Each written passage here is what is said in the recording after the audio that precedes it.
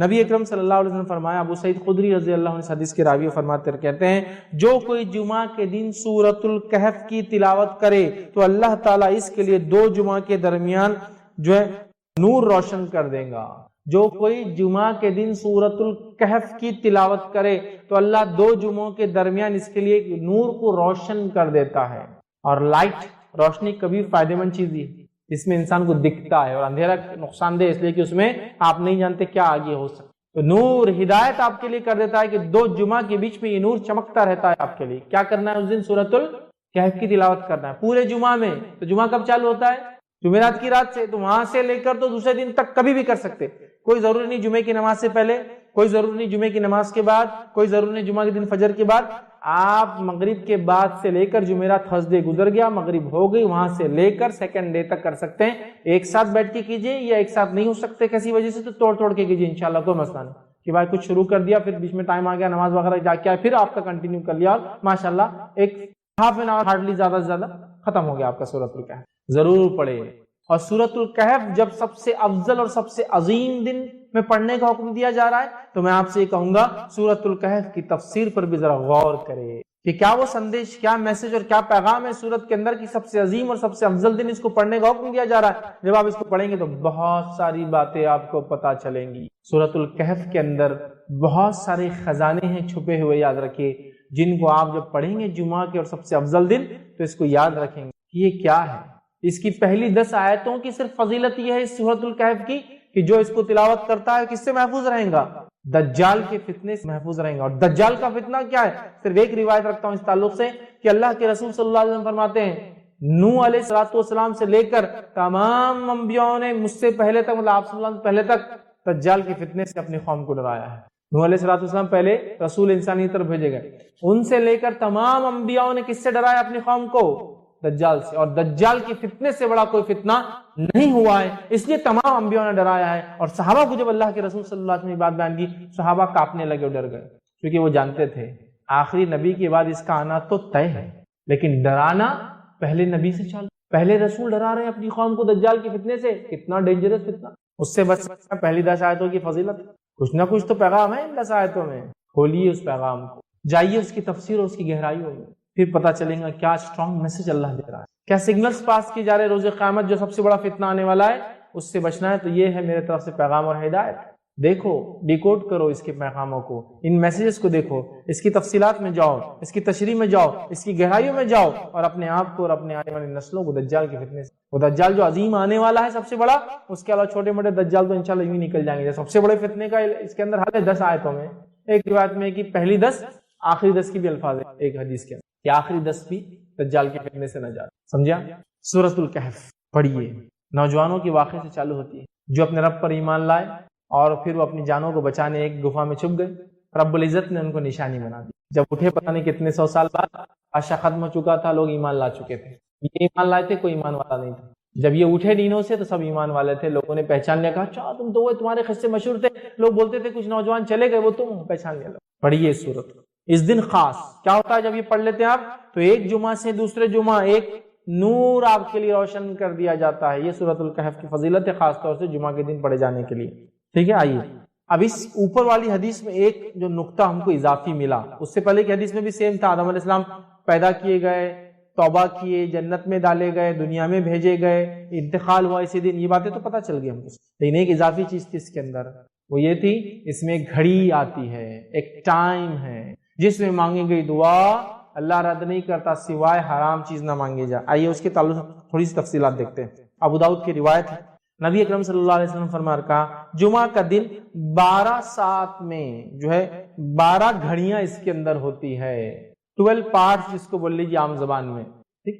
تو اللہ کے رسول صلی اللہ علیہ وسلم فرماتے جمعہ کے دن میں 12 ساعت ہے، 12 گھڑیاں ہیں، 12 گھڑیاں ہیں یا 12 گھڑیوں کا ہوتا ہے۔ اس میں ایک گھڑی ایسی ہے کہ مسلمان اس گھڑی کو پا کر اللہ سے جو مانگتا ہے تو اللہ اسے ضرور دیتا ہے، لہذا اسے تم عصر کے بعد آخر گھڑی میں تلاش کرو۔ جمعہ کا دن 12 گھڑیوں میں آپ نے فرمایا تقسیم ہوتا ہے، اس میں ایک گھڑی ایسی ہے جس گھڑی کے اندر، سمجھا، جس گھڑی کے اندر جو مومن دعا مانگتا ہے اللہ اس کی دعا کو رد نہیں کرتا ہے، اور اس گھڑی کو تم عصر کے بعد تلاش کرو، یہ آپ سے فرماتے ہیں، اور تم عصر کے بعد آخری گھڑی میں اس کو تلاش کرو۔ تو گویا جمعہ پورا دن ہے، پورے دن میں عصر کے بعد سے لے کر، اور ہم جانتے ہیں نا دن کب بدلتا ہے، تو میں سمجھ رہا ہوں علم ہوگا، دن مغرب سے بدلتا ہے اسلام میں، رات کے 12 بجے کے چکر میں مت جائیے، ٹھیک ہے، مغرب سے دن بدلتا ہے۔ اس کی دلیل کیا ہے؟ بہت زیادہ تفصیلات میں نہیں جاؤں گا۔ جب رمضان کا مہینہ آتا ہے تو پہلے کیا پڑھتے ہیں؟ تراویح، اور بعد میں روزہ رکھتے ہیں نا، تو مغرب ہوتے ہی چاند دکھ کیا رہے، رمضان شروع ہو گیا، اب تراویح ہوں گی آج، سمجھے آپ، ٹھیک ہے، تو مغرب سے شروع ہوتا ہے، اسی لیے جمعہ سے ایک دن پہلے کو اردو زبان میں کیا بولتے ہیں؟ جمعرات، جمعہ کی رات آنے والی ہے، آگاہ ہو جاؤ، ٹھیک ہے، اسی لیے اس کو بولتے ہیں جمعرات، کہ جمعہ کی رات ابھی آ جاتی، یہ دن اہتمام کرو اس کا، ابھی سے پالو۔ تو گویا جمعرات کی رات، تھرسڈے کے دن مغرب سے جمعہ شروع ہوتا ہے، اسی لیے اس کو اردو میں جمعرات بولتے ہیں، جمعہ کی رات آج آ جاتی ہے ایک دن پہلے، پھر جمعہ آتا ہے۔ اب جمعہ کے دن عصر کے بعد آپ سے فرمایا اس کو تلاش کرو، تو جمعہ کے دن عصر کے بعد بولے تو دن کب ختم ہوتا ہے؟ مغرب میں، مغرب سے کیا لگیں گا؟ یوم السبت، ہفتہ لگ جائیں گا، سنیچر لگ جائیں گا، ٹھیک ہے، تو گویا عصر سے مغرب کے بیچ میں ہے۔ اس گھڑی میں مانگی گئی دعا کو اللہ رد نہیں کرتا، سوائے حرام چیز نہ مانگی جائے، ڈن۔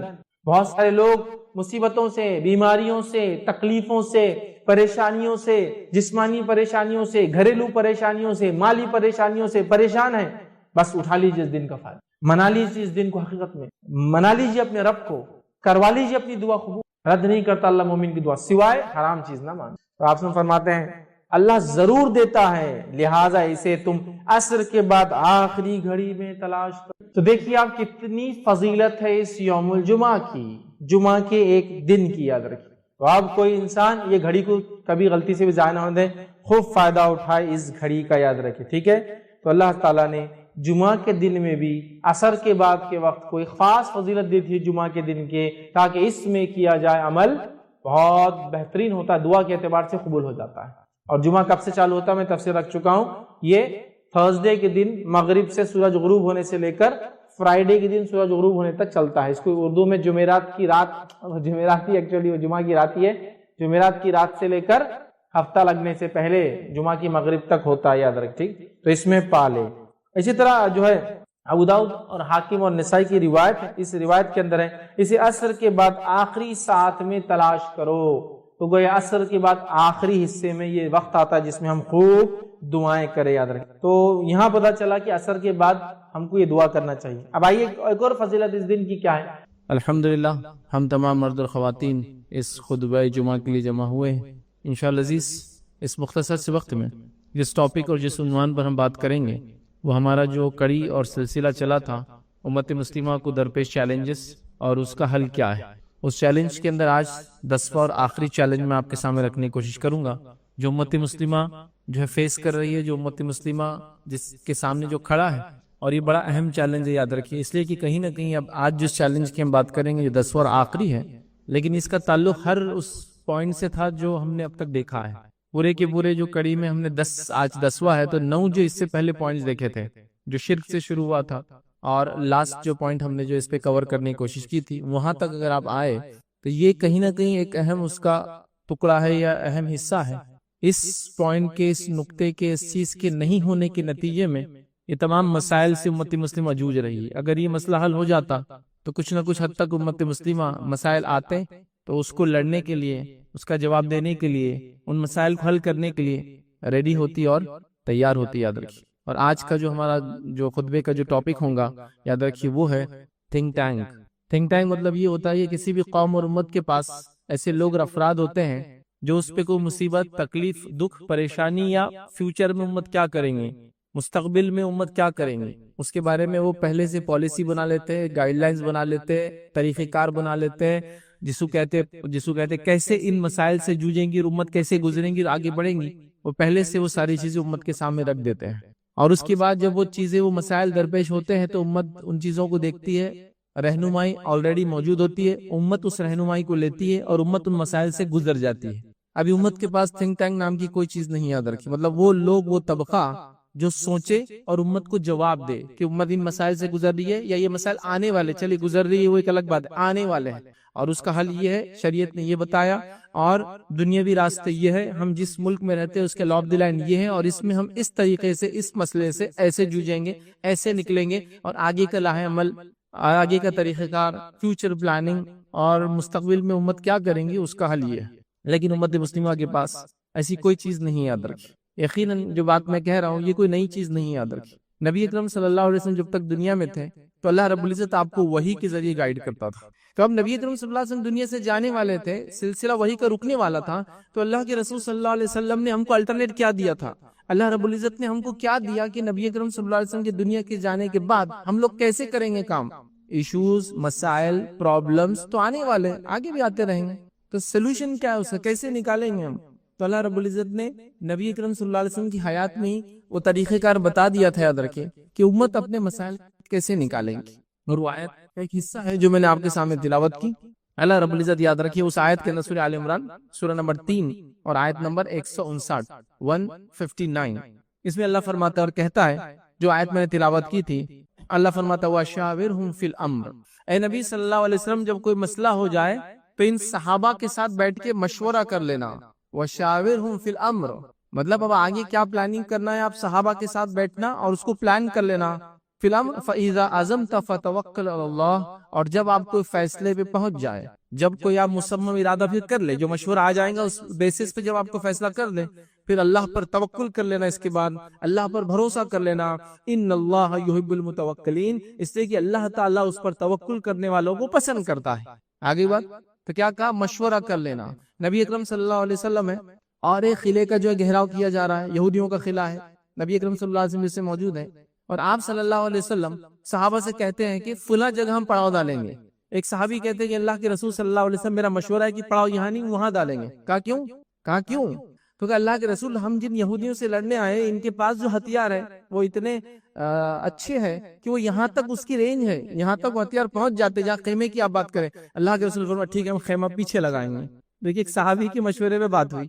جنگ احد کے لیے نبی اکرم صلی اللہ علیہ وسلم مشورہ کرتے ہیں صحابہ سے کہ میرے صحابہ کیا کہتے ہو، اندر رہ کے ڈیفنس کرے، باہر جا کے آفینسو لڑائی کرے؟ صحابہ کہتے ہیں جو نوجوان صحابہ تھے اللہ کے رسول ہم باہر جائیں گے اور لڑیں گے۔ اس کے بعد اللہ کے رسول نے کہا ٹھیک ہے ہم باہر جا کے لڑیں گے۔ آپ کا بختر، آپ کا جو چیسٹ کے لیے گارڈ آتا تھا وہ جب لگایا جا رہا تھا تو کچھ صحابہ جو بزرگ عمر کے تھے انہوں نے کہا کہ تم نے کیا کر دیا، یہ نبی اکرم صلی اللہ علیہ وسلم باہر جائیں گے، ان کی جان کو خطرہ ہے۔ تو یہ بہت پھر شرمندہ اور نادم اور فوراً دوڑے کہا اللہ کے رسول ہم چاہتے ہیں کہ وہ ڈیسیجن آپ واپس لے لے جو ہم نے مشورہ دیا تھا آپ کو کہ باہر نکل کے لڑیں گے، چونکہ آپ کی جان کا اب ہم کو ڈر لگ رہا ہے۔ تو اللہ کے رسول نے فرمایا کوئی نبی کی شان کے لائق یہ بات نہیں ہے کہ وہ ایک بار بختر پہن لے، جنگ کے لیے تیار ہو جائے تو پھر وہ جنگ کیے بغیر پیچھے ہٹے۔ اب نہیں ہو سکتا، یہ تو فیصلہ ہو گیا صحابہ کا مشورہ۔ تو ہم کو وہی کا سلسلہ تو بند ہو گیا۔ اللہ رب العزت نے قرآن اور سنت کے ذریعے قیامت تک آنے والے سارے مسئلے میں ہم کو گائیڈ کر دیا، لیکن کچھ مسائل آتے رہیں گے امت کے سامنے، تو کیسے حل کریں گے امت؟ یہ طریقہ ہے، وہ ہے وَشَاوِرْهُمْ فِي الْأَمْرِ، چلو مشورہ کرتے ہیں مسائل کے اوپر۔ فَإِذَا عَزَمْتَ فَتَوَكَّلْ عَلَى اللَّهِ، پھر جب فیصلہ کر لو اس معاملے میں، اس مشورے کے اندر، پھر اللہ پر توکل کرو۔ اللہ توکل کرنے والوں کو، اپنے بھروسہ کرنے والوں کو پسند کرتا ہے۔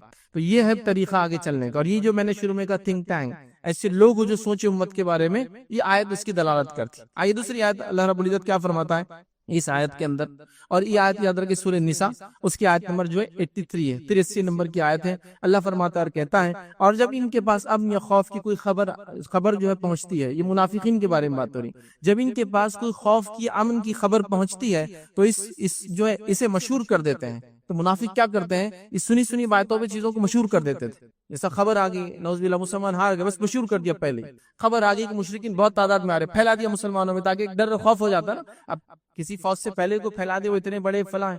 تو اللہ فرماتا ہے اور جب ان کے پاس امن یا خوف کی کوئی خبر آتی ہے، پہنچتی ہے، تو اس کو مشہور کر دیتے ہیں۔ اور اگر اس کو پیغمبر مطلب رسول اللہ صلی اللہ علیہ وسلم اور اپنے سرداروں کے پاس، اولو الامر جو ان کے اندر ہے، ذمہ دار جو صحابہ ہیں، ان کے پاس پہنچاتے تو تحقیق کرنے والے اس کی تحقیق کر لیتے۔ تو یہ بات پھیلانے سے پہلے منافقین کیوں نہیں ایسا کرتے کہ اللہ کے رسول صلی اللہ علیہ وسلم کے پاس چلے جائے، ان صحابہ کے پاس، جو اولو الامر تھے، ہر صحابی ایک درجے کا نہیں تھے، یاد رکھیے، ہے نا۔ ابوبکر صدیق ہے اس کے اندر، عمر بن خطاب ہے اس کے اندر، عثمان بن عفان ہے اس کے اندر، علی بن ابی طالب اور دیگر، یاد رکھیں، جن کا درجہ ظاہر سی بات ہے سب سے اعلیٰ ہے۔ تو کیوں نہیں جاتے اور اپنے سرداروں کے پاس، نبی اکرم صلی اللہ علیہ وسلم خود موجود ہے، بڑے بڑے صحابہ ہیں، ان کے پاس پہنچاتے اور وہ تحقیق کر لیں گے، اور تحقیق کر کے جو ہے کر لیتے۔ اگر تم جو ہے اللہ کا فضل تم پر اور مہربانی نہ ہوتی تو چند اشخاص کے سوا سب شیطان کے پیروکار ہو جاتے. یہ فالتو خبریں سن کر، یہ فیک نیوز سن کر، یہ صرف جو باتیں یہ منافقین نے مشہور کر دی ہے، اگر یہ باتیں تم سنتے تو سب شیطان کے پیروکار ہو جاتے. مطلب اس پہ کوئی ڈیسیجن لے لیتے تم.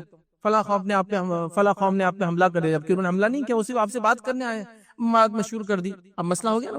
تو یہاں اللہ رب العزت فرما رہا ہے کہ پھر کیوں نہیں بات جو ہے بڑوں کی طرف پہنچائی جا رہی، کیوں نہیں بات اللہ کے رسول کے پاس پہنچائی، کیوں نہیں صحابہ کے پاس جو اس کے اندر الامر ہے، ذمہ دار ہے، پھر وہ تحقیق کریں گے اور آپ کو اس کا تحقیق کرنے کے بعد بتائیں گے ایسا نہیں ہے جو تم بول رہے ہو. تو آج مسئلہ وہی یاد رکھیے، امت کے پاس کوئی ایسا گروہ، کوئی ایسا طبقہ، کوئی ایسی آرگنائزیشن، کوئی ایسی تنظیم نہیں ہے. میں یہ نہیں کہہ رہا ہوں بالکل نہیں ہے، لیکن اس کی کیا حالت ہے اور اس کا کیا حال ہے. بہرحال اب میں آپ کو کیا بتاؤں، نہ ان تنظیموں کے نام کبھی آپ نے سنے ہوں گے، نہ ان کے ذمہ داروں کے نام کبھی آپ کو پتا ہوں گے، نہ قوم کو انہوں نے کوئی ایسا ڈیسیجن دیا ہوگا جس کو قوم لے کر کہے کہ ہاں یہ ہے، نہ ان کے پاس ڈیسیجن میکنگ کی کوئی صلاحیت ہے، نہ قوم کے پاس سننے کا ذرہ برابری جذبہ ہے. اس قوم کا المیہ یہ ہے کہ اس کے اندر جس کو ہم کہیں گے وہ لوگ اپنے آپ کو زیادہ تعداد میں سمجھتے جن کے پیچھے دوسرے لوگ چلے. مطلب قوم کسی کے پیچھے چلنا پسند نہیں کرتی، ہر آدمی یہ چاہ رہا ہے کہ میرے پیچھے لوگ چلے. یہ سب سے بڑا مسئلہ ہے. تب کیسے ہوں گا اس معاملے میں یاد رکھیں. تو آج مسلمانوں کے پاس کوئی تھنک ٹینک نہیں ہے، کوئی انٹرنیشنل نیشنل لیڈرشپ نہیں ہے، کوئی ریلیجیس، پولیٹیکل یا سوشل لیڈرشپ بھی نہیں. یاد رکھیں. آئیے ہم دوسری قوموں کی مثال لیتے ہیں. دنیا کے اندر ایک بڑا مذہب ہے، مسلمانوں سے زیادہ ان کی تعداد ہے، عیسائیت. عیسائیت کے اندر ایک بڑا طبقہ جس کو کیتھولک بولتے ہیں. یاد رکھیں. ٹھیک ہے، کیتھولک ان کے اندر ایک بڑا طبقہ. یاد رکھیں. ان کے پاس ایک عالمی لیول کی لیڈرشپ ہے، اور وہ پہلے سیاسی لیڈرشپ بھی تھی اور مذہبی لیڈرشپ بھی تھی. پچھلے 100 سال پہلے ان کو الگ کر کے ان کو سیاست سے الگ کر دیا گیا. وہ صرف مذہبی لیڈرشپ ہے، اور اس لیڈرشپ کو کہتے ہیں پوپ، پاپائیت بولتے ہیں. پاپا بھی بولتے ہیں. یاد رکھیے اس کو عربی کے اندر یا اردو کے اندر. تو پوپ جو ہے ان کا یہ پہلے ریلیجیس لیڈر بھی تھا اور جس کو کہتے ہیں یہ پولیٹیکل لیڈر بھی تھا. یاد رکھیے. جب اس کو ریلیجیس لیڈرشپ کی اس کی الگ کر کے کہا کہ تم سیاست کو چھوڑ دو، الگ ہو جاؤ، تو انہوں نے ڈیمانڈ کیا. تو ان کو ایک ملک ہی بنا کے دے دیا گیا جو دنیا کا سب سے چھوٹا ملک ہے، اس کو بولتے ہیں ویٹیکن سٹی. چونکہ ظاہر سی بات ہے ان کو وہ ذہنی طور سے بھی رکھنا تھا کہ ٹھیک ہے آپ کو ایک الگ ہی ملک بناتے ہیں، اس کی کرنسی بھی اپنی ہے، اس کا اسٹیمپ بھی اپنا ہے، اور دنیا کا سب سے چھوٹا ملک ہے. آدھے میل بائی آدھے میل کا وہ ملک ہے. یاد رکھیے. مطلب بمشکل 700 میٹر بائی 700 میٹر کا پورا کنٹری. یاد رکھیے. اس کو بولتے ہیں ویٹیکن سٹی، اٹلی کے اندر آتا ہے. تو اس کو سیاست سے الگ کر دیا، مذہبی اس کو رہنما کر دیا. تو پورے کیتھولک چرچ اس کو آج بھی مانتا ہے. مطلب یہ کہ اگر اس نے کہہ دیا کہ فلاں چیز ہو تو سارے لوگ بعمل ہو جاتے ہیں. تو ایٹ لیسٹ ان کے پاس ایک ریلیجیس لیڈرشپ ہے. آپ کیا بتائیے کون سی لیڈرشپ ہے؟ اگر آپ یہ کہتے ہیں کہ ہم جو حرم کے امام کو جو لیڈر مان لیں گے، تو ہم میں سے تو ایک بڑا طبقہ کہتا ہے وہ تو کافر ہے. تو وہ ظاہر سی بات ہے ان کی لیڈرشپ کیسی ہوں گی؟ ایک بڑا مسلمانوں کا طبقہ کہتا ہے کہ ان کے پیچھے تو نماز ہی نہیں ہوتی، حج عمرے کو جاتے ہیں تو الگ سے نمازیں پڑھتے ہیں. تو اب وہ لیڈرشپ بھی فیل ہو گئی. اب کس کو آپ لیڈر مانیں گے؟ مطلب ویٹیکن سٹی ان کا ایک چرچ ہے، اس کی ایک بہت مقدس جگہ ہے ان کے اعتبار سے، تو وہ اس کے لیڈر کو دنیا کا عالمی لیڈر مانتے ہیں. آپ کے پاس کیا ہے؟ آپ تو حرم کے امام کو مسلمان نہیں ماننے کو تیار. اکثر لوگ ان کے پیچھے نماز نہیں ہوتی، وہ تو فلاں ہے. اور مطلب آپ کا اور ہم امت مسلمہ اکثریت کا یہ کہنا ہے کہ نعوذ باللہ اللہ تعالیٰ اپنے گھر کی بھی حفاظت نہیں کر پایا اور وہاں ایسے لوگوں کو مسلط کر دیا جن کے پیچھے میری نماز ہی نہیں ہوتی. اللہ اللہ. اب کیا کرے گی امت بتائیے؟ تو امت کا یہ حال ہے. تو یہ ہوا ریلیجیس لیڈرشپ. اب سیاسی لیڈرشپ تو بتانے کی ضرورت نہیں. آپ کو عالمی سطح پر کس کو بتائیں گے آپ یہ ہمارا رہنما ہے؟ میں دیگر دنیا کے ممالک کے 50 بڑے بڑے ایسے اشخاص کے نام لے سکتا ہوں کہ آپ کہیں گے ہاں یہ عالمی لیڈر ہے. ان کو دیکھ کے لگتا ہے کہ ملک اور ملت کے لیے انہوں نے اور اپنے اسٹیٹ کے لیے کچھ نہ کچھ کیا. ایک فہرست ہے بھائی، ایک لمبی، مطلب اتنی لمبی ہے یہود و نصارہ کی اور دیگر اقوام عالم کی کہ میں اس کو گنا بھی نہیں سکتا ہوں. آپ کو ایسا بتائیے چلیے مسلمان دنیا کے اندر، عالم اسلام جس کو عام زبان میں کہتے ہیں، مسلم دنیا کے اندر، جس کے اندر کم و بیش 50 سے زائد 56 سے 57 ملک ہیں، ان 56 سے 57 ملک کا ایک رہنما بتائیے جس کو آپ کہیں گے یہ ہمارا پولیٹیکل لیڈر ہے یا یہ سیاسی فکر ہم سمجھتے ہیں اور یہ سیاسی فکر صحیح ہے. بتائیے آپ. ہر طبقہ دوسرے طبقے کو جو ہے کافر، منافق اور ان کے پیچھے تو نہیں چلا سکتا. تو آپ کے پاس نہ ریلیجیس لیڈرشپ باقی رہی، نہ سوشو پولیٹیکل لیڈرشپ باقی رہی. مطلب وہ رہنمائی یا وہ لوگ جو جن کو آپ سوچیں کہ ہاں یہ سوچتے ہمارے بارے میں اور یہ چاہتے ہیں، بلکہ عالمی سطح پر ہمارے ممالک کا یہ حال ہے. یہ تھنک ٹینک نہیں ہونے کا نتیجہ یاد رکھیں. نبی اکرم صلی اللہ علیہ وسلم، خلفاء راشدین، صحابہ کا دور 110 ہجری تک چلا. یاد رکھیں. صحابہ کا دور، تابعین کا دور، کم 250 سال، اس کے تبع تابعین کا دور. یاد رکھیں. ان ادوار کے اندر آپ دیکھیں گے مسلمان دنیا کے لیڈر تھے، یہ پالیسی میکر تھے، دنیا ان کے مطابق چلتی تھی، یہ دنیا کے حاکم تھے. یاد رکھیں. دنیا جو بستی تھی اس زمانے میں وہ میجر حصہ ان کے پاس تھا. مطلب جس پہ دنیا بستی، ہیومن سیویلائزیشن جہاں جہاں تھی، جہاں بستی تھی، وہ سب ان کے کنٹرول میں تھا. یاد رکھیے سمجھ لیجیے آپ صلی اللہ علیہ وسلم دنیا جانے کے 200 سال بعد کا یہ حال ہے.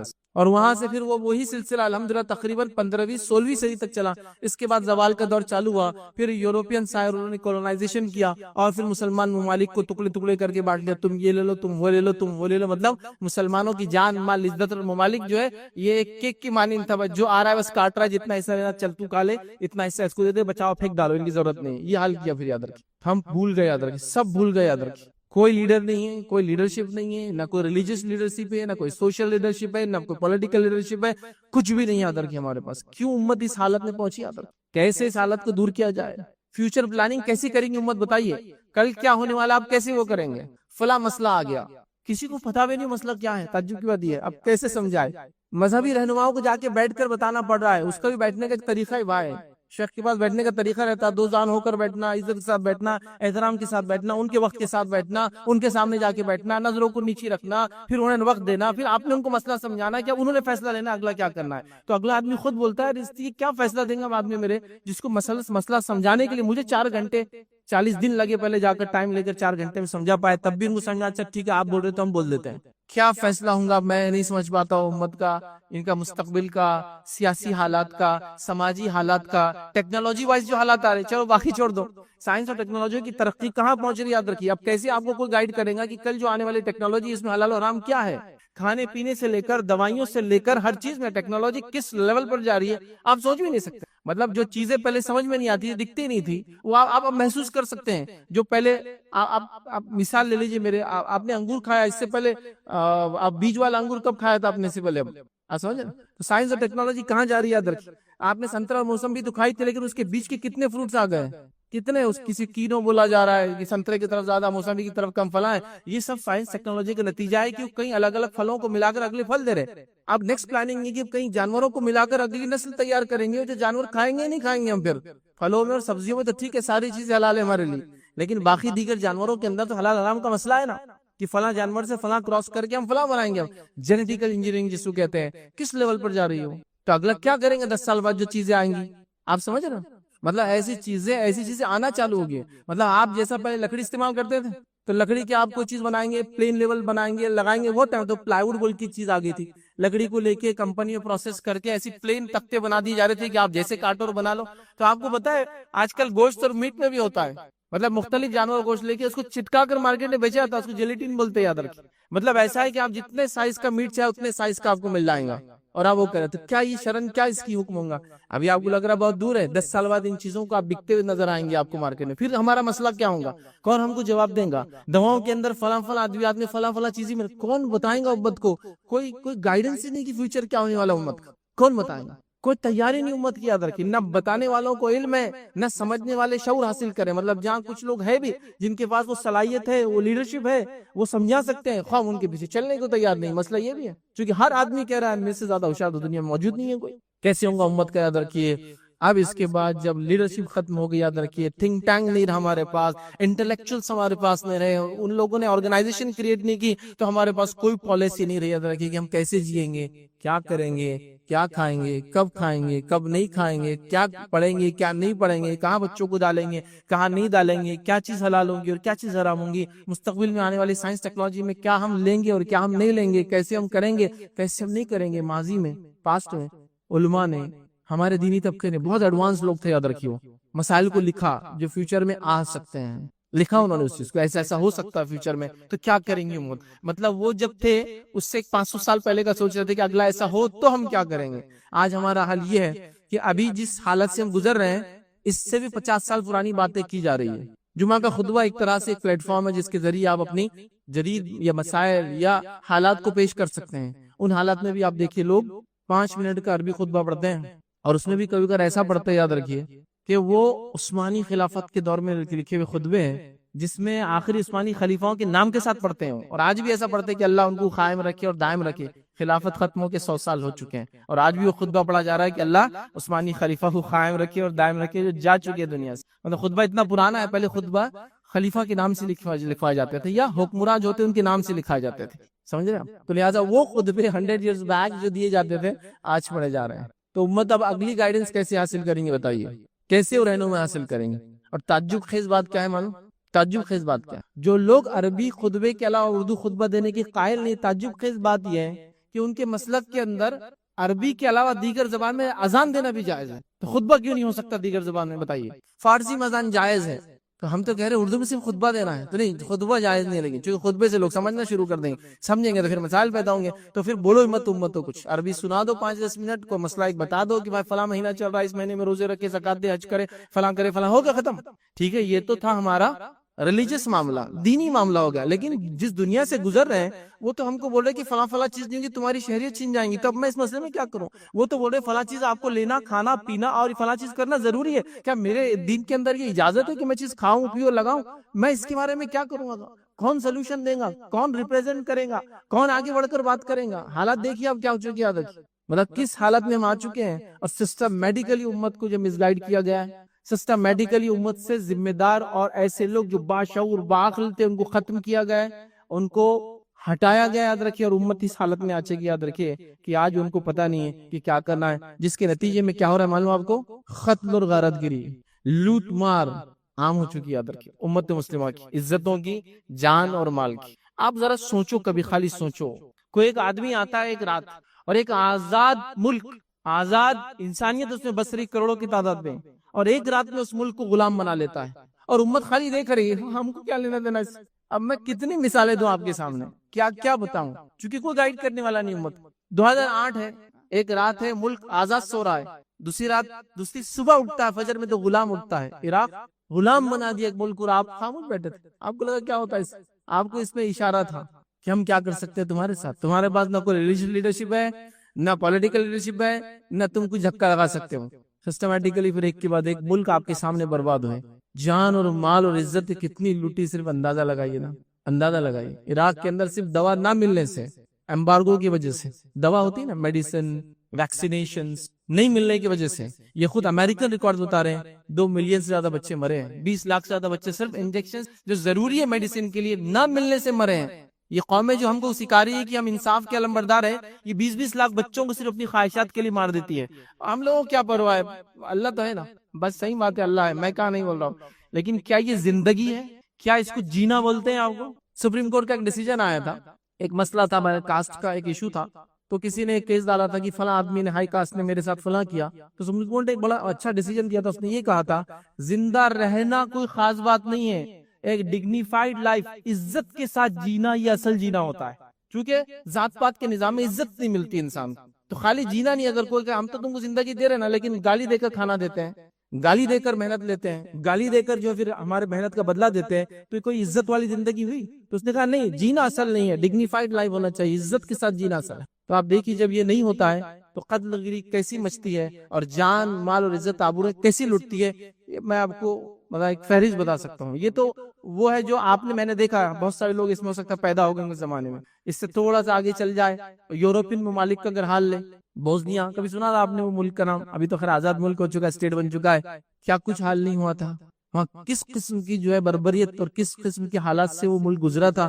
اور کیسے مارا گیا کہ 80,000 مردوں کو ایک ہفتے کے اندر مارا گیا تھا، 80,000 میل۔ یورپ کے ممالک میں آدھا کی 15-20 لاکھ پوری آبادیاں ہوتی ملک، 80,000 مردوں کو مارا گیا، اور سب مسلمان تھے جو بوسنیا کے رہنے والے تھے، جن کو ایک مخصوص قوم نے صرف قومی تعصب میں مارا تھا، نہیں معلوم؟ تو یہ ہوتا ہے جب آپ کے پاس تھنک ٹینک نہیں ہوتا ہے، ایسا ایک گروہ نہیں ہوتا ہے جو گروہ اپنے اندر یہ صلاحیت رکھتا ہو کہ قوم پہ نظر رکھے، قوم کیا کرنا ہے آگے، اور ابھی کس دور سے گزری کیا کرنا بتائے، اور ایسی چیزوں کو جب ہٹا دیا جاتا ہے تو پھر آپ سب الگ الگ ہو جاتے ہیں، ایک فرد الگ الگ ہو گیا۔ اب کیا طاقت ہے ایک فرد کی، مجھے بتائیے، ملک ایسے پھر اکھڑتے ہیں ایک کے بعد ایک، عراق ہے، شام ہے، مطلب جس کو سیریا کہیں گے، اس کے بعد لبنان ہے، یاد رکھیے، اور اس کے بعد بہرحال ایک فہرست ہے آج کے دور میں، فلسطین کا حال لے لیجئے، خاص طور سے اس کے ساؤتھ کے حصے غازہ کا حال لے لیجئے، اور اس کے علاوہ ابھی کئی چیزیں، مطلب ہمارے پڑوس میں جو میانمار ہے، روہنگیا مسلمانوں کا مسئلہ لے لیجئے، تو ادھر جو ہے شام سے لوگ جو گئے، مطلب کیا نہیں ہوا، یاد رکھیے، مطلب ایسی حالت ہے کہ لوگوں نے، مطلب یہ گواہی آپ بھی دے سکتے ہیں، لوگوں نے لوگوں کی لاشوں کو لے کر دفنایا، لیکن زندہ رہتے ہوئے اپنی زمین پہ اترنے نہیں دیا، اس لیے کہ پاسپورٹ کا مسئلہ تھا، ساحلوں سے جا کے کشتیاں ٹکرائی ہے لوگوں کی جو اپنے ظلم سے بچنے کے لیے بھاگے ہیں، شام سے لے کے یورپ بھاگے لوگ، کہاں کہاں جا کے نہیں ٹکرائے، کن کن ممالک کو جا کے ان کی کشتیاں ٹکرائے۔ ان چھوٹے چھوٹے بچوں کی تصویر آپ نے دیکھی ہوں گی جو ساحلوں کے اوپر جو ہے جیسے کچرا آ کر بکھرا ہوتا نا، ان کی لاشیں پڑی، دیکھا آپ نے؟ سمجھ رہے آپ؟ ایک چیز جو آپ نے چھوڑ دی، مشورہ، مشاورت، اسی لیے مشاورت کمیٹیاں ہوتی تھی، پہلے یاد ہے آپ، مشاورت بولتے تھے اس کو، وہ مشورہ دیتی تھی، وہ رائے دیتی تھی قوم اور ملت کیا کریں گی۔ اب سب ختم ہو چکا ہے، یاد رکھیے، سب ختم ہو چکا ہے، اور امت اس بارے میں نہ سوچنے کو تیار ہے، نہ آگے کی کوئی پلاننگ وہ اور بھی رکھتی ہے۔ اب بتائیے جب یہ نہیں ہوں گے تو انٹلیکچوئل ریوائول کیسے ہوگا؟ مطلب آنے والے جدید مسائل کو کیسے حل کریں گے؟ اسکالرلی ریسرچ کیسی ہوں گی؟ مطلب ہم لوگ اب اسلامک اسٹڈیز کے اعتبار سے آگے کی چیزوں کو کیسے انالائز کر پائیں گے پولیٹی اپنے اس دعوے کے اندر۔ اسی طرح جو ہے اللہ سبحانہ تعالیٰ سورہ کہف سورہ نمبر 18 آیت نمبر اس کی 7 میں فرماتا اور کہتا ہے اِنَّ جَعَلْنَا مَا عَلَى الْأَرْضِ زِينَةً لَهَا لِيَبْلُوَهُمْ أَيُّهُمْ أَحْسَنُ عَمَلًا۔ اللہ فرماتا اور کہتا ہے کہ روئی زمین پر جو ہے ہم نے اسے زمین کی رونق کا باعث بنا دیا ہے، زمین کے اوپر تمام جو چیزیں ہیں ہم نے اسے رونق کا باعث بنا دیا، جو کچھ اللہ نے اس میں پیدا کیا، اس میں رکھا ہے۔ اور آگے فرمایا لَهَا لِيَبْلُوَهُمْ أَيُّهُمْ أَحْسَنُ عَمَلًا، تاکہ تمہیں آزمائے تم میں کون ہے جو اچھے اعمال کرتا ہے۔ تو گویا زمین پہ جو کچھ اللہ نے پھیلا رکھا ہے یہ اللہ رب العزت کا ایک ٹیسٹ ہے کہ اللہ فرما رہا ہے کہ ہم نے زمین پہ جو کچھ ہے اس کو زینت بنایا ہے، اور اس کے ذریعے ہم تمہارا امتحان لیتے ہیں کہ کون اس میں اچھے اعمال کرتا ہے۔ زینت وہ چیز ہوتی ہے جو انسان کی نظروں میں چمکے، جس کی طرح وہ متوجہ ہو، جو وہ کرنا چاہے۔ تو جو کچھ زمین میں ہے یہ زینت ہے، اور اس کے ذریعے اللہ آزماتا ہے کون ہے جو اس کے اندر جو ہے اچھے اعمال کرتا ہے۔ اللہ نے کیا کچھ دنیا میں نہیں بنایا، اور اس کے بعد اس کی مناہیاں دے دی کہ یہ حرام ہے اور یہ حلال ہے، اور پھر آزما رہا ہے اب کون ہے جو حرام سے بچتا ہے اور کون حلال کی طرف جاتا ہے اور اچھے اعمال کرتا ہے۔ تو گویا یہاں بھی جو اللہ فرما رہا ہے کہ دنیا جو اس نے بنائی، تمام چیزیں جو بنائی، یہ بھی ایک قسم کا ٹیسٹ اور آزمائش ایک مومن کے لیے، یاد رکھیے۔ اسی طرح اللہ سبحانہ تعالیٰ فرماتا ہے سورہ انبیاء سورہ نمبر 21 اس کی آیت نمبر 35 میں اللہ کہتا ہے اور فرماتا ہے وَنَبْلُوَكُمْ بِالشَّرِّ وَالْخَيْرِ فِتْنَةٌ وَإِلَيْنَا تُرْجَعُونَ۔ اللہ فرماتا اور کہتا ہے ہم بطریق امتحان، ہم بطریق آزمائش تم میں سے ہر ایک کو برائی اور اچھائی سے جو ہے ٹیسٹ کرتے ہیں۔ ہم بطریق امتحان تم میں سے ہر شخص کو اچھائی دے کر اور برائی دے کر جو ہے جانچتے ہیں، امتحان کرتے ہیں، بھلائی میں مبتلا کرتے ہیں، اور تم سب کو ہماری ہی طرف لوٹ کر آنا ہے۔ تو اس آیت میں اللہ یہ فرما رہا ہے کہ یہ ہمارا طریقہ ہے کہ ہم ایسا ٹیسٹ کرتے ہیں، ایسا امتحان لیتے ہیں، لوگوں کو اچھائی دے کر اور برائی دے کر، شر اور خیر دے کر۔ شر اس اعتبار سے کہ ظاہری طور سے لگے مجھے کہ اگر میں ایمان پر چلوں تو دنیاوی نقصان ہوگا، مجھے لگتا ہے، لیکن اس میں آخرت کے اعتبار سے خیر ہے۔ یا اس اعتبار سے کہ اللہ ہمیں خیر دے دیتا ہے اور آزماتا ہے، کہیں شر کی طرف ہم متوجہ تو نہیں ہوتے۔ تو گویا اللہ نے جو خیر اور شر دیا ہے یہ دونوں کے ذریعے اللہ رب العزت ہمیں اور آپ کو آزماتا ہے، یاد رکھیے، انسانوں کو آزماتا ہے۔ اس کا اصل مقصد ہی یاد رکھیے انسانوں کی آزمائش ہے۔ تو اللہ رب العزت نے اس چیز کو اعلان کر دیا کہ خیر اور شر کے ذریعے اللہ سبحانہ تعالیٰ مجھے اور آپ کو آزماتا ہے، یاد رکھیے۔ تو کسی چیز کا خیر ہونا، اس میں کیسی آزمائش ہو سکتی ہے؟ آزمائش یہ ہے کہ اللہ نے بہت ساری نعمتیں دنیا کی دے رکھی ہے، اب جانچنا چاہتا ہے کیا حرمت سے بچتے ہو یا حرام کاموں میں جو ڈوب جاتے ہو۔ اسی طرح کچھ نعمتیں اللہ دنیا کی چھین لیتا ہے اور پھر آزما کے دیکھتا ہے کیا شکر گزار بنتے ہو اللہ کے یا ناشکری کرتے ہو اس حالت کے اندر۔ تو گویا خیر اور شر دونوں کے ذریعے اللہ رب العزت میرا اور آپ کا، ہم تمام کا جو ہے امتحان لیتا ہے۔ اسی طرح جو ہے جب اللہ رب العزت مومنوں کو لیکن آزماتا ہے، ان کا ٹیسٹ لیتا ہے، تو یاد رکھیے اس آزمائش کا بدلہ بھی دیتا ہے۔ صرف آزمائش ہی نہیں کہ ہمیں صرف ٹیسٹ کیا جائے، آزمایا جائے، بلکہ اس آزمائش کا ہمیں بدلہ ملتا ہے۔ اور نبی اکرم صلی اللہ علیہ وسلم فرماتے ہیں، صحیح مسلم کی حدیث ہے، بہت زبردست حدیث ہے، یاد رکھیے اس بات کو آپ سمجھیے، حدیث میں جو بیان کی جا رہی ہے تو انشاءاللہ العزیز ہر آدمی جس حالت میں ہے اللہ کا شکر ادا کریں گا اور خوش زندگی گزاریں گا، افسوس زدہ نہیں ہوگا، پریشان نہیں ہوگا، جس طرح سے آج ہم چھوٹی چھوٹی مصیبتوں پر پریشان ہوتے ہیں۔ آئیے سنیے نبی اکرم صلی اللہ علیہ وسلم کیا فرماتے ہیں۔ آپ صلی اللہ علیہ وسلم ایک مجلس میں بیٹھے تھے، صحابہ آپ کے اطراف تھے، آپ مسکرائے۔ صحابہ نبی اکرم صلی اللہ علیہ وسلم کو دیکھتے رہے کہ آپ مسکرائے۔ جب آپ کا مسکرانا ختم ہوا تو اللہ کے رسول نے پوچھا، کیا تم مجھ سے پوچھو گے نہیں میں کیوں مسکرایا؟ کیا مجھ سے سوال نہیں کرو گے کہ میں اچانک کیوں مسکرایا؟ تو کہ اللہ کے رسول بتا دیجیے آپ کیوں مسکرائے؟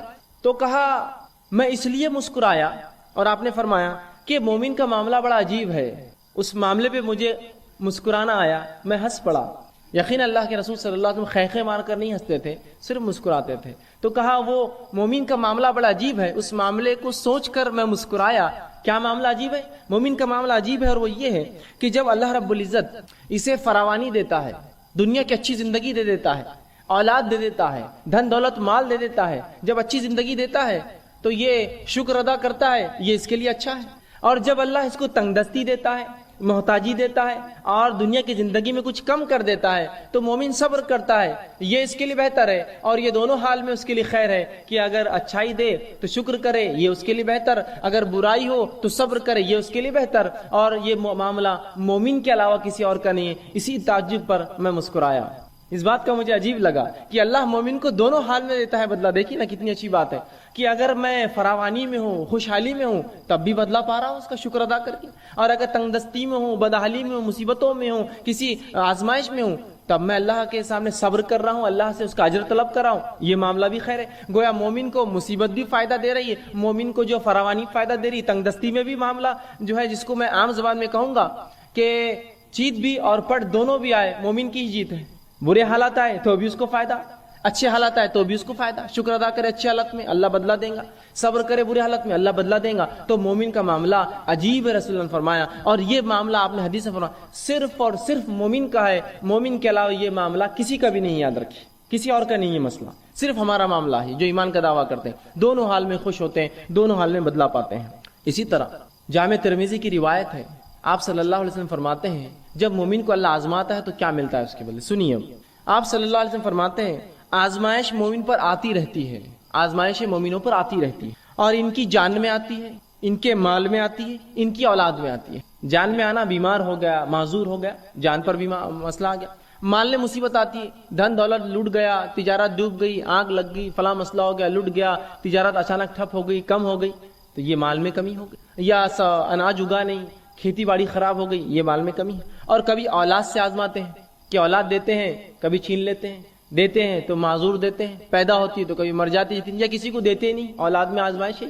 تو مومن کو اللہ رب العزت آزمائشتا ہے اس کے جان میں، اس کے مال میں، اس کی اولاد میں. اور اللہ کے رسول آگے فرماتے ہیں حتیٰ کہ جب وہ اللہ سے ملتا ہے، اللہ اس کو آزماتے رہتا پوری دنیا میں، حتیٰ کہ جب اپنے رب سے ملتا ہے تو اس پر کوئی گناہ باقی نہیں رہتا، سب کا اس کو دنیا کے اندر اس کے گناہوں کا بدلہ مل جاتا ہے. سمجھ رہے آپ بات کو؟ تو گویا اگر مومن پر کوئی آزمائش آتی ہے تو اس آزمائش کے عوض اس کے گناہ جھڑ جاتے ہیں، گناہ کم ہو جاتے ہیں. اور نبی اکرم صلی اللہ علیہ وسلم نے حدیث میں بیان کیا اور فرمایا اگر مومن کو کانٹا بھی چبھتا ہے تو اس کا بھی اجر لکھا جاتا ہے، اس کے گناہ معاف ہوتے. سبحان اللہ، تکلیف میں اٹھا رہا ہوں اس کا بھی بدلہ پاتا ہوں. آپ ایک مرتبہ باہر نکلے صحابہ کے ساتھ فجر کی نماز کے بعد، ایک جھاڑ تھا سامنے جو سردی کا موسم تھا اور پتے اس کے سوکھ چکے تھے، پتجھڑ تھا وہ. آپ آئے، صحابہ آپ کے ساتھ تھے، آپ نے اس جھاڑ کو پکڑ کر ہلایا. جب جھاڑ کو ہلایا تو کچھ پتیاں گرنے لگی جو کہ سوکھ چکی تھی. نبی اکرم صلی اللہ علیہ وسلم فرمایا جب تم میں سے کوئی شخص بخار میں مبتلا ہو جاتا ہے، بیمار ہو جاتا ہے، بالخصوص بخار آتا ہے جسمانی، تو اس کے گناہ ایسے ہی جھڑتے ہیں جیسے جھاڑ کے پتے میرے ہلانے سے جھڑے ہیں. سبحان اللہ. دیکھیے تکلیف، آزمائش ہے، آزمائش پہ صبر کر رہا ہے تو بدلہ بھی پا رہا ہے. اور اس حد تک بدلہ ملتا ہے کہ جامع ترمذی کی روایت کے مطابق مومن آزمایا جاتا ہے اس کے مال میں، اس کی دولت کے اندر، اس کی جان کے اندر، اس کی اولاد میں، حتیٰ کہ جب اپنے رب سے اس کی ملاقات ہوتی ہے موت کے بعد تو تب گناہوں سے بری ہوتا ہے، گناہوں سے پاک ہوتا ہے. اور ظاہر سی بات ہے جب انسان گناہوں سے پاک ہوگا تو اس کا ٹھکانہ میں سمجھتا ہوں سب جانتے جنت کے علاوہ کچھ نہیں ہو سکتا ہے. تو آپ دیکھ رہے ہیں تو گویا آزمانا اللہ کی سنت ہے، اور آزمائش کا مومن کو بدلہ ملتا ہے. اچھے اگر حالات ہے تو شکر کرے، برے حالات ہے تو صبر کرے، دونوں حالات میں مومن اس کا بدلہ پاتا ہے. اور مومنوں کو جو آزمائشیں آتی وہ ایسا بدلہ دیتی ہے کبھی کبھار کہ وہ اتنا آزمایا جاتا ہے کہ روز قیامت اس پر کوئی گناہ باقی نہیں رہتا. وہ بالکل جو ہے اللہ کے سامنے ایسا حاضر ہوتا ہے کہ وہ جو ہے بالکل گناہوں سے پاک اور جو ہے صاف ہوتا ہے. تو گویا مومن پر جو بھی مصیبتیں آفتیں آتی ہیں اللہ رب العزت اس کا بدلہ بھی دیتا ہے. اب اللہ رب العزت کس کو آزماتا ہے یہ بات بھی اب جان لیں. کبھی کبھار ہوتا ہے اگر کوئی آزمائش میں مبتلا ہو جائے تو ہم کہتے ہیں ہاں بڑا بات کر رہا تھا، دین کی بڑی بات کر رہا تھا، فلاں دیکھو پھنس گئے نا، دیکھو مصیبت آئی نا. جب ہمارے جیسے تھے تو اچھی زندگی گزار رہے تھے، خاموخواہ ایمان کی باتیں کر رہے تھے، خاموخواہ اپنے آپ کو مسلمان بتا رہے تھے، تجارت بیٹھ گئی نا، معاملہ ختم ہو گیا نا، فلاں چیز ہو گئی، ان کی نظر لگ گئی، ان کی نظر پڑ گئی، یہ اب تم پہ نظر رکھ رہے، فلاں ہو رہا، یہ ہو رہا، وہ کتنے مسائل لوگ بیان کرتے ہیں. اب آئیے سنیے اللہ کس کو آزماتا ہے. تو اللہ رب العزت یاد رکھے صرف انہی کو آزماتا ہے جن سے وہ محبت کرتا ہے. یاد رکھے اللہ انہی کو آزماتا ہے جن سے وہ محبت کرتا ہے. اسی لیے تو صحابہ چاہتے تھے کہ جب ان کو آزمائش نہیں ہوئی تو کیوں نہیں ہوئی ہماری آزمائش, کہ بدلہ تو نہیں مل جا رہا آخرت کا, اس لیے تو سوچ رہے تھے. اس لیے کہ وہ جانتے تھے اللہ جن سے محبت کر انہیں آزماتا ہے. آئیے دلیل میں آپ کو دیتا ہوں. جامع ترمذی کی روایت جو میں نے آپ کے سامنے 2 حدیثیں جو ہے تلاوت کی, اس میں سے پہلی حدیث تھی جامع ترمذی کی روایت ہے. نبی اکرم صلی اللہ علیہ وسلم فرماتے کہتے ہیں ان اللہ تعالی اذا احب قوما ابتلاهم, جب اللہ کسی قوم سے محبت کرتا ہے, کچھ لوگوں سے جب اللہ محبت کرتا ہے تو انہیں مصیبت میں ڈال دیتا ہے, مبتلا کرتا ہے, آزماتا ہے انہیں. اب چاہے یہ معاملہ فرد کا بھی ہو سکتا ہے, چاہے یہ معاملہ قوم کا بھی ہو سکتا ہے, چاہے معاملہ جماعت کا ہو سکتا ہے. تو جب بھی اللہ رب العزت محبت کرتا ہے کسی قوم سے, اسے آزماتا ہے, اسے مبتلا کر دیتا ہے. دوسری حدیث بخاری کی, صحیح بخاری کی, جس میں نبی اکرم صلی اللہ علیہ وسلم فرمایا, سنیے اس حدیث کے الفاظ کا ہے, من یرید اللہ بہ خیرا, جب اللہ کسی کے لیے بھلائی چاہتا ہے. ہم تو سمجھتے ہیں آزمائش تو برائی کی وجہ سے آتی ہے. سنیے, من یرید اللہ بہ خیرا, جب اللہ کسی کو خیر دینا چاہتا ہے, اچھائی بخشنا چاہتا ہے, تصب من, اس کو مصیبت میں ڈال دیتا ہے. اس لیے کہ جب مومن مصیبت میں آتا ہے تو مصیبت کا اس کو بدلہ ملتا ہے. تو جب اللہ کسی مومن کے لیے خیر چاہتا ہے اسے مصیبت میں ڈال دیتا ہے, اور مصیبت میں مومن پڑھ کر اگر صبر کرتا ہے تو اس کا بدلہ پاتا ہے, اور اتنا بدلہ پاتا ہے صبر کے مطابق کہ آخرت میں جب رب کے پاس حاضر ہوں گا تو کوئی گناہ اس پہ باقی نہیں رہے گا. تو اللہ جس سے ناراض ہوتا ہے ان کو تو عذاب دیتا ہے, آزماتا. آزمائش اور عذاب الگ چیز ہوتی ہے. ان کو پہ عذاب آتا ہے, زلزلے آتے ہیں, طوفان آتے ہیں, اور پتہ نہیں کیا کیا ہوتا ہے. لیکن جب کسی قوم کو وہ محبت کرتا ہے تو ان کو مبتلا کرتا ہے, ان کو آزماتا ہے کچھ چیزوں سے. جیسا کہ اگر میں دعویٰ کروں میں ایمان لایا تو اللہ آزماتا پھر بیماری دے کر, کہیں بیماری میں شرک تو نہیں کرتا ہے. یہ تو دعویٰ کیا مجھ پر توحید کا, ایک اللہ کو ماننے کا, اب بیماری دو, اس کو دیکھتے ہیں شرک کرتا ہے کیا. اولاد مت دو, اس کو دیکھتے ہیں یہ کسی اور کے در پر تو نہیں جاتا اور جھکتا ہے, چلو آزماؤ. اب اس نے دعویٰ کیا نا ایمان کا. تو یہ ابتلا, مبتلا, یہ آزمائش ہے. وہ عذاب ہوتا ہے جس میں لوگ ہلاک اور برباد ہو جاتے ہیں. تو یہاں اللہ کے رسول نے بیان کر دیا, کہ نبی اکرم صلی اللہ علیہ وسلم نے بیان کر دیا کہ جن لوگوں کو اللہ محبت کرتا ہے انہی کو ابتلا کرتا ہے, انہی کو جو ہے مصیبت دیتا ہے. اب جو ہے اللہ رب العزت کس کو کتنا آزماتا ہے. یاد رکھیے ہر شخص کو اللہ رب العزت اتنا ہی آزماتا ہے جتنا اس کا ایمان ہوتا ہے اور جتنی اس کی طاقت ہوتی ہے. دونوں باتیں, جتنا ایمان میں انسان بلند ہوگا اس کی آزمائش اتنی زیادہ ہوں گی. بات یاد رکھیے آپ, جتنا ایمان میں بلند ہوگا آزمائش اتنی زیادہ. اسی لیے انسانوں میں سب سے زیادہ جو آزمائے جاتے ہیں وہ کون ہیں؟ وہ انبیاء علیہ الصلوۃ والسلام. اس لیے کہ ان کا ایمان سب سے اونچا ہوتا ہے, آزمائش ان کی سب سے زیادہ ہوتی ہے. اس کے بعد ان کے اصحاب جو ان پر ایمان لایا, اس کے بعد جو ان کے طریقے پہ چلا, اور جو اس کے بعد, اور جو اس کے بعد. تو اللہ رب العزت جو ہے ایمان کے مطابق ایک انسان کو آزماتا ہے, جس کے تعلق سے ابن ماجہ کی روایت ہے, سنن ابن ماجہ کی روایت ہے. نبی اکرم صلی اللہ علیہ وسلم فرماتے, دیکھیے آپ نے کتنی پیاری بات فرمائی اور کہا, سب سے زیادہ جو انسانوں میں آزمائے جاتے ہیں وہ انبیاء ہے. سب سے زیادہ انسانوں میں جو آزمائے جاتے ہیں وہ انبیاء ہے. اس لیے کہ انبیاء ایمان میں سب سے زیادہ ہوتے ہیں, اور ان کا ایمان صرف بلند اور بلند ہوتا ہے. یاد رکھیں, انبیاءوں کی ایمان کی خصوصیت یہ صرف بلند ہوتا ہے, بڑھتا ہی رہتا ہے. صحابہ کی ایمان کی خصوصیت یہ کہ ایک حد تک جا کے رک جاتا ہے. عام لوگوں کی, ہم لوگوں کی ایمان کی خصوصیت یہ کہ چڑھتا اور کم ہوتا ہے, اترتا ہے اور چڑھتا ہے, زیادہ اور کم ہوتا رہتا ہے. تو فرمایا سب سے زیادہ جو لوگوں میں آزمائے جاتے ہیں وہ انبیاء ہے, وہ ہماری جماعت ہے, انبیاؤں کی جماعت ہے.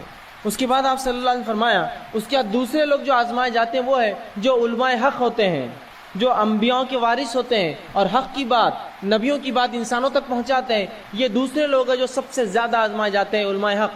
اور پھر آپ صلی اللہ علیہ وسلم نے آگے فرمایا اور کہا کہ ان میں سے کچھ لوگ, مطلب انبیاء اور علماء, اور پھر فرمایا پھر اس کے بعد صالحین, نیکوکار, جو صالح لوگ ہوتے ہیں, اچھے لوگ ہوتے ہیں, نیکوکار ہوتے ہیں, یہ تیسرے نمبر پہ آزمائے جاتے ہیں. تو پہلے نمبر پہ انبیاء, دوسرے نمبر پہ علماء حق, تیسرے پہ صالحین. اور فرمایا ان میں سے کچھ ایسے بھی تھے, انبیاء میں سے, علماء حق میں سے اور صالحین میں سے ایسے بھی تھے کہ اللہ نے اتنا کڑا آزمایا, ایسی بیماریوں میں ان کو ڈالا کہ ان کے جسم کے اندر ان بیماریوں کی وجہ سے کیڑے پڑ جاتے تھے. اگر آج کے دور میں کسی انسان کو میں دیکھوں جس کے جسم میں کیڑے پڑ جاتے, میں کہوں گا یہ تو بڑا بدبخت ہوگا, غلیظ ہوگا, پتہ نہیں کیا کیا ہوگا. میں یہ نہیں سوچوں گا اس کی آزمائش ہے ایمان کے مطابق, وہ آزمائش ہے اس کی. تو کہا کچھ ایسے تھے انبیاء اور ایسے صالحین گزرے ہیں, ایسے علماء حق گزرے ہیں جن کو اللہ نے ایسا آزمایا کہ جسم میں بیماری دے دی جس سے ان کے جسم میں کیڑے پڑ گئے. اور فرمایا اس کے بعد, اور کچھ کو ایسے آزمایا کہ اتنی غربت دی, جسم سے پہلے آزمایا کیڑے پڑ گئے, ایسی غربت دی کہ پہننے کو ٹاٹ کے کپڑے ہوتے تھے. ٹاٹ جو سب سے بدترین, سب سے کھدڑ, سب سے موٹا کپڑا ہوتا ہے جو کوئی پہنتا نہیں ہے, ہوتا ہے نا موٹا کپڑا، تو اتنے غریب تھے مالی اعتبار سے کہ ٹاٹ پہنا کرتے تھے، کپڑے بھی نصیب نہیں ہوتے تھے، ٹاٹ پہنا کرتے تھے. اور کچھ تو ایسے تھے ان میں رسول اللہ صلی اللہ علیہ وسلم فرماتے ہیں کہ جو کچھ غریب اتنے کہ انہوں نے ٹاٹ کا کپڑا پہنتے تھے، لیکن وہ اس حالت میں انبیاء، علماء اور صالحین اس حالت میں اتنے خوش تھے جتنے تم اچھی حالت میں بھی خوش نہیں رہتے ہو. یہ انبیاء، صالحین، علماء ایسی حالت میں جب جسم میں وہ کیڑے پڑ گئے ہیں، پہننے غربت سے کپڑے تک نہیں ہیں، اتنے خوش تھے کہ تم مست حالت میں، اچھی حالت میں بھی جتنے خوش نہیں ہوتے ہو، یہ اس سے زیادہ خوش تھے یہ لوگ. تو پتہ چلا انبیاء علیہ الصلوۃ والسلام، علماء حق اور نیکوکاروں کا اللہ آزماتا ہے، اور یہ آزمائش میں ان کے لیے مزہ ہے، لطف ہے. اس لیے کہ رسول اللہ نے بیان کر دیا تم جتنے اچھی حالت میں خوش نہیں ہوتے ہو، یہ اس سے زیادہ اس حالت میں خوش تھے جب انہیں اللہ رب العزت نے آزمایا. تو آزمائش یاد رکھیے اللہ انہی کے ساتھ کرتا ہے جن سے محبت کرتا ہے. ہر آزمائش کے بدلے بدلہ انسان کو بدلہ ملتا ہے، اجر ملتا ہے، اور جتنا زیادہ ایمان اتنی زیادہ آزمائش اور اتنا زیادہ بدلہ بھی ملتا ہے. جیسے کہ نبیوں میں جن کو اللہ نے بیماری سے آزمایا، ان میں ایوب علیہ السلام ایک بہت زبردست مثال ہے. نبی اکرم صلی اللہ علیہ وسلم فرماتے ہیں ایوب علیہ السلام 18 سال بیمار رہے، اس حد تک بیمار ہوئے کہ جسم سڑ چکا تھا بیماری سے، اور تمام خاندان کے افراد بھاگ گئے تھے چھوڑ کر، سوائے بیوی کے اور 2 رشتہ داروں کے جو روزانہ یا کبھی کبھار آ کر ملا کرتے تھے، باقی سب بھاگ گئے تھے چھوڑ کر. جب 18 سال گزر گئے تو وہ جو 2 لوگ ملنے آیا کرتے تھے ان کو شک ہوا، اور دونوں نے ایک دوسرے سے کہا کہیں ایوب نے کوئی بہت بڑا گناہ تو نہیں کیا جو اللہ اتنا اس کو آزما رہا ہے کہ 18 سال سے اس کی بیماری کو شفا نہیں ملتی ہے، وہ بیمار ہے، غربت آ گئی، اس کی اولاد مر گئی، اس کا سب کچھ لٹ گیا اور اس کا جسم تک خراب ہو گیا اور سڑ گیا. تو کہیں ایوب نے کوئی گناہ تو نہیں کیا جو اللہ اس کو اتنا آزما رہا ہے، اتنا تکلیف دے رہا ہے. بہرحال وہ یہ بات کرتے ہوئے آ ہی رہے تھے. رسول اللہ فرماتے کہ ایوب علیہ السلام جو ہے بیت الخلاء کے لیے گئے، ان کی بیوی ان کے ساتھ تھی. جب وہ گئے تو اللہ نے 18 سال بعد ان کی بیماری سے شفا دے دی، شفا یاب ہو گئے، نئی جسم دے دی اور جوان بنا دیا ان کو. جب وہ جوان ہو کر بیت الخلاء سے واپس آئے تو ان کی بیوی نے ان کو پہچانا نہیں. پھر تو ان سے پوچھا کہ کیا تم نے اللہ کے نبی ایوب جو بیمار ہے اس کو دیکھا ہے؟ اور دیکھنے دکھانے میں ایوب بالکل تمہارے جیسا دکھتا تھا جب جوان تھا، حالانکہ وہ خود ایوب علیہ السلام تھے. تو دیکھیے 18 سال ایوب علیہ السلام کو اللہ رب العزت نے جسمانی بیماریوں سے، مال کی کمی سے، اولاد کی کمی سے آزمایا. تو اللہ جن لوگوں کو آزماتا ہے یاد رکھیے ان سے اللہ محبت کرتا ہے، اس لیے آزماتا ہے. اور جتنی آزمائش زیادہ ہوتی ہے اللہ رب العزت اتنا زیادہ انسانوں کو اس آزمائش کے بدلے میں جو ہے بدلہ دیتا ہے، اجر دیتا ہے اور ثواب پہنچاتا ہے. کہ اللہ رب العزت جو ہے کتنا آزماتا ہے لوگوں کو. کیا ایسا تو نہیں اللہ مجھے اتنا آزمائیں گا کہ میں جس کو برداشت نہ کر سکوں؟ کہیں ایسا تو نہیں کہ اللہ ہمیں اتنا آزمائیں گا کہ میں برداشت نہ کر سکوں؟ لوگ کہتے ہیں میں بیمار ہوں، یہ برداشت کے باہر ہے، وہ مصیبت برداشت کے باہر ہے، یہ مال کی کمی برداشت کے باہر ہے. تو کیا اللہ لوگوں کو ان کے طاقت سے زیادہ آزماتا ہے؟ آئیے سنیے، اللہ رب العزت کبھی بھی انسانوں کو ان کی طاقت سے زیادہ نہیں آزماتا، یاد رکھیں. اس لیے کہ اللہ سبحانہ تعالیٰ نے قرآن کے اندر سورہ بقرہ سورہ نمبر 2 آیت نمبر 286 میں فرمایا اور کہا لا یکلف اللہ نفسا الا وسعها. اللہ کسی انسان کو اس کے طاقت سے زیادہ نہیں آزماتا. اللہ کسی نفس کو اس کے طاقت، اس کے برداشت سے زیادہ نہیں آزماتا. تو یہ بات طے ہے کہ اللہ سبحانہ تعالیٰ مجھے اور آپ کو ہماری طاقت سے زیادہ نہیں آزمائیں گا.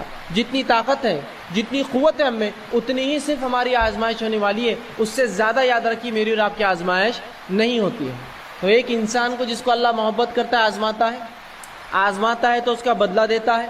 آزمائش ان کی ہوتی ہے جن سے محبت کرتا ہے، اور اتنا ہی آزماتا ہے جتنی مجھ میں اور آپ میں آزمائش برداشت کرنے کی طاقت ہوتی ہے، اتنا ہی آزماتا ہے. تو اگر کوئی انسان بیمار ہے تو یہ بیماری برداشت کرنے کی طاقت تھی تبھی اللہ نے دی. کوئی انسان غربت میں ہے، یہ غربت برداشت کرنے کی طاقت تھی تبھی اللہ نے دی. یاد رکھیں، کیوں تو اللہ رب العزت کسی پر ظلم نہیں کرتا. یاد رکھیے یہ بات طے ہے. اب آئیے آگے ہم دیکھتے ہیں جب ہماری آزمائش ہو، اور ایسی آزمائش جو بھی آزمائش آئے وہ ہم برداشت کر سکتے ہیں، ہم ایسی حالت میں کیا کریں؟ جب اللہ ہمیں آزما رہا ہے تو ہم ایسی حالت میں کیا کریں؟ تو سب سے پہلی چیز، جب بھی آزمائش آئے ہمیں صبر کرنا چاہیے اور اللہ سے توقع رکھنی چاہیے کہ اس آزمائش کے بدلے اللہ ضرور بھی ضرور ہمیں بدلہ دے گا، بہترین اجر دے گا. جب بھی ہم پر آزمائش آئے تو ایک مومن کا کام ہے 2 کام کرے. پہلا صبر کرے اور دوسرا اللہ سے امید کرے کہ اللہ رب العزت اس آزمائش کے بدلے مجھے اور آپ کو اجر دینے والا. یاد رکھیں. آئیے اس کے تعلق سے سنن نسائی کی حدیث ہے.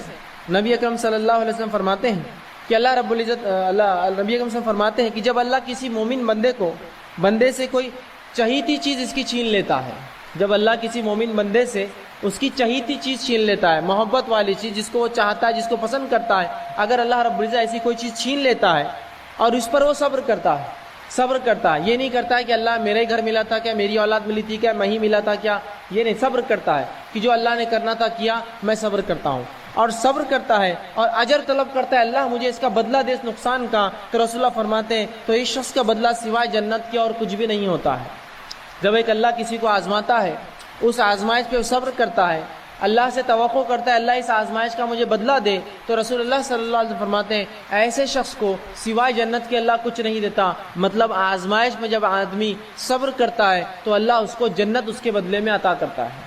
یہ حدیث بالکل واضح ہے کہ جب اللہ کسی چہیتی چیز کو چھین کر آزماتا ہے اور انسان صبر کرتا ہے اور اللہ رب العزت سے اجر طلب کرتا ہے تو اللہ رب العزت اس کو اجر دیتا ہے، اور اللہ سبحانہ تعالیٰ کا وہ اجر جو صبر کرنے پر ہے سوا جنت کے اور کچھ بھی نہیں ہوتا، یاد رکھیے. تو اب دیکھیے جو باتیں ہم نے اب تک دیکھی وہ یہ کہ اللہ محبت کرنے والوں کو آزماتا ہے، اتنا ہی آزماتا ہے جتنی طاقت ہو، اور جب آزماتا ہے تو میرا اور آپ کا کام ہے ہم صبر کریں اور اللہ سے امید کی توقع کریں. یاد رکھیں، بے صبرے نہ ہو، نہ شکرے نہ ہو، یہ نہ کہے کہ اللہ میرا ہی گھر ملا تھا کیا، ہم ہی ملے تھے کیا، بلکہ یوں کہے کہ اللہ تو نے آزمائش دی ہے، اب تو ہی صبر عطا کر اور اس کا اچھا مجھے بدلہ دے. اگر ایسا معاملہ اگر ہو جائے مومن کا تو دیکھیے اس کے لیے اچھے حالات بھی خیر ثواب کا باعث، برے حالات بھی خیر ثواب کا باعث بن جاتے ہیں. اب آئیے ایک بنیادی سوال، اللہ کیوں آزماتا ہے؟ اللہ کیوں آزماتا ہے؟ کسی کو آزماتا ہے، بدلہ دیتا ہے، فائدہ سب، لیکن آزماتا کیوں ہے؟ بنیادی چیز. تو میں ایک مثال دے کر اس بات کو آگے بڑھانے کی کوشش کروں گا کہ اگر آپ مجھ پر اعتماد کرتے ہیں، بھروسہ کرتے، سمجھ لیجئے میری شخصیت پر آپ اعتماد کرتے اور بھروسہ کرتے ہیں، میں کسی دن آپ کے گھر پر آیا اور آ کر کہا کہ یہ ایک پیلی سی چیز لایا، ایک ٹکڑا ہے پیلا، اور کہا کہ یہ 1 تولے کا ہے، مجھے کچھ ضرورت ہے، آپ اس سونے کو رکھ لیجئے اور اس کے بدلے مجھے پیسہ دے دیجئے، تو کیا آپ مجھے پیسہ دے دیں گے وہ چیز رکھ کر آپ کے پاس؟ اگر آپ میں سے کچھ لوگ یہ کر سکتے ہیں تو ہاتھ اٹھائیے، میں کل آپ کے گھر آ جاؤں گا پیلا ٹکڑا لے کر اور اس کے بدلے میں پیسہ لے لوں گا. آپ کہیں گے ٹھیک ہے آپ کی شخصیت تو بڑا اعتماد ہے، لیکن تھوڑا جانچ لیں گے کہ سونا ہے یا نہیں ہے، پرکھنا ضروری ہے نا. آپ کی شخصیت ٹھیک ہے، آپ پر اعتماد ہے، آپ بہت اچھے ہیں، لیکن جانچنا ضروری بھی تو ہے جو چیز آپ دے رہے ہیں کیا وہ درست ہے، وہ صحیح ہے. اب آئیے ہم یہ جو بات جاننے کی کوشش کرتے ہیں کہ اللہ رب العزت جو ہے کیوں آزماتا ہے.